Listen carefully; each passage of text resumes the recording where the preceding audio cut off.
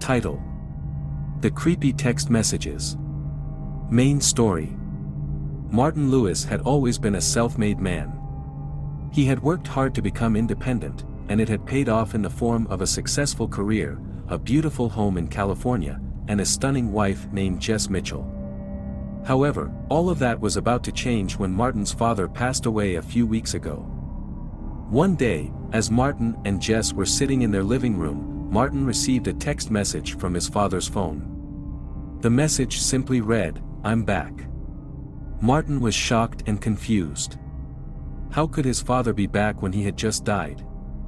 Jess could see the worry etched on Martin's face and tried to calm him down. "Maybe it's just a prank or a wrong number," she suggested. But Martin couldn't shake the feeling that something was not right. The next day, Martin decided to visit his father's grave. As he approached the headstone, he noticed that the ground around it was disturbed. He could see fresh footprints leading away from the grave. Martin's heart began to race as he followed the footprints. They led him deep into the woods, where he stumbled upon a small cabin. He cautiously approached the door and peered inside. What he saw made his blood run cold. There, sitting in a rocking chair, was his father. But it wasn't really him. The man in the chair had the same face as Martin's father, but his eyes were black and lifeless. His skin was gray and rotting, and his clothes were tattered and stained. Martin tried to run, but the door slammed shut behind him, trapping him inside. He could hear footsteps approaching from all directions, and the sound of scratching at the walls. Suddenly, the floorboards gave way beneath him, and he fell into a pit filled with bones and rotting flesh. Jess had been waiting anxiously for Martin to return, but when he didn't, she decided to go looking for him. She followed his trail deep into the woods and eventually stumbled upon the cabin. As she approached the door, she could hear Martin's muffled screams coming from inside. She tried to force the door open, but it wouldn't budge. Suddenly, she felt a cold hand on her shoulder. She turned around to see the same black-eyed figure that had been impersonating Martin's father. Jess screamed and tried to run, but the figure was too fast. It chased her deep into the woods, where she stumbled upon a small pond. She thought she was safe, but then she saw the figure emerge from the water.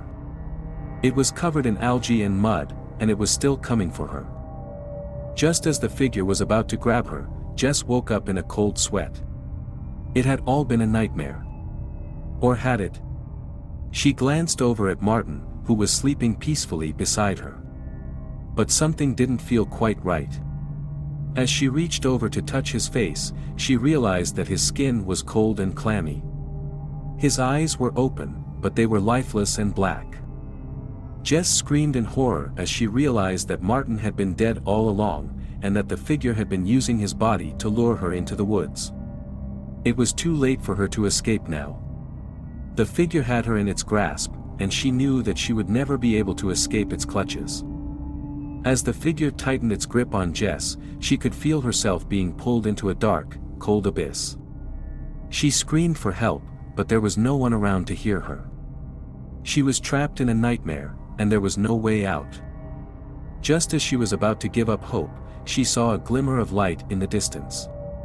It was faint, but it was there. Jess struggled to break free from the figure's grasp and stumbled towards the light. As she drew closer, she could see that it was a campfire. A group of people were gathered around it, roasting marshmallows and telling stories. Jess stumbled into the circle, panting and gasping for breath. The group looked up at her in surprise, but they didn't seem frightened. They welcomed her with open arms, offering her a seat by the fire and a warm blanket. Jess looked around at the group and realized that they were all people who had been lost in the woods and had stumbled upon the campfire. They had all been saved by the light. Jess breathed a sigh of relief as she realized that she was safe. She had escaped the nightmare and had found her way back to reality. She hugged the people around her and thanked them for saving her life. As she sat by the fire, listening to the stories and laughing with the group, Jess felt a sense of peace wash over her. She knew that the nightmare was over, and that she could finally move on with her life. But as the night wore on and the fire began to die down, Jess couldn't shake the feeling that something was still watching her from the shadows. She could hear faint whispers and rustling in the bushes, and she knew that the nightmare wasn't over yet. Jess tried to shake off the feeling of unease that crept over her as the whispers grew louder. She turned to the group of strangers huddled around the campfire and asked if they heard anything. They all looked at her with blank expressions, their eyes fixed on the dying embers of the fire. Jess couldn't understand why they weren't reacting to the sounds, but her unease only grew as the whispers grew louder. Suddenly, one of the strangers stood up and began to walk towards the shadows. Jess tried to call out to him, but her voice was caught in her throat. She watched in horror as he disappeared into the darkness. The group of strangers remained silent, their eyes fixed on the spot where the man had disappeared. Jess could hear the sound of footsteps growing fainter in the distance, and she knew that she had to act fast. She grabbed a flashlight and followed the stranger into the darkness, her heart pounding in her chest. As she stumbled through the trees, the whispers grew louder and she could hear the sound of something moving in the bushes. Finally, she saw a figure standing in the shadows, its eyes fixed on her. It was her husband, Martin.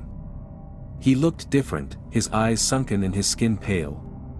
But it was definitely him. Jess ran towards him, relieved that she had found him at last. But as she drew closer, she realized that something was wrong. Martin's eyes were fixed on something behind her, and he was smiling a twisted smile. Jess turned around just in time to see a group of shadowy figures emerge from the darkness. They surrounded her, their eyes glowing red and their teeth sharp. Jess screamed as they closed in on her, and she knew that she was doomed. But just as the figures were about to pounce, Martin grabbed her hand and pulled her towards him. Together, they ran back towards the campfire, the shadowy figures hot on their heels. As they reached the campfire, Jess saw a glimmer of light in the distance. It was a way out, a way to escape the nightmare once and for all. Without hesitation, Jess and Martin ran towards the light, their hearts pounding in their chests.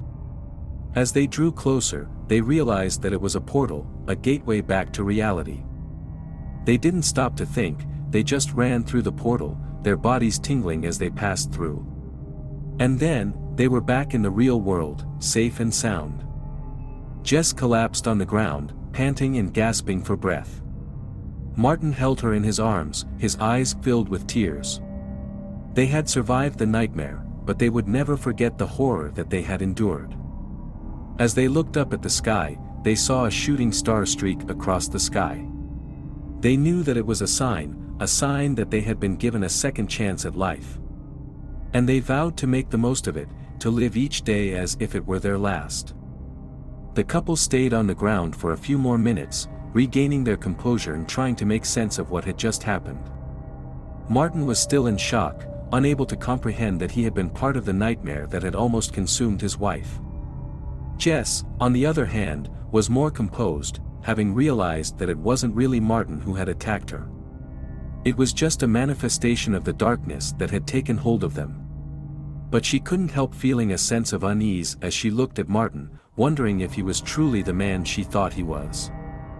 When they finally reached the town, they realized that something was amiss. The town was deserted, the buildings empty and abandoned. Jess and Martin searched for signs of life, but there was no one around. They walked towards the town square, hoping to find some clues as to what had happened. But when they got there, they found a gruesome scene. The ground was covered in blood, and there were bodies strewn about, their eyes wide open in horror. Jess gasped in horror, covering her mouth with her hand. Martin looked around in shock, trying to make sense of the carnage. And then, they heard a sound. It was a low growl, coming from somewhere behind them. Jess and Martin turned around, their hearts pounding in their chests. And then, they saw it. It was a creature, unlike anything they had ever seen before. It was covered in fur, its eyes glowing with an otherworldly light. Its teeth were sharp, and its claws were long and deadly. Jess and Martin tried to run, but the creature was too fast. It leaped towards them, its jaws open wide. And then, everything went black.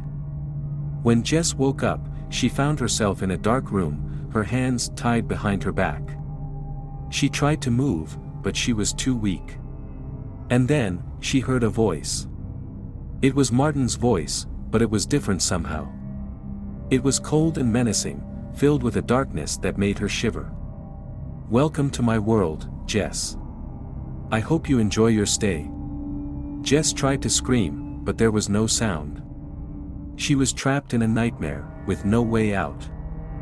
Days turned into weeks, and weeks turned into months.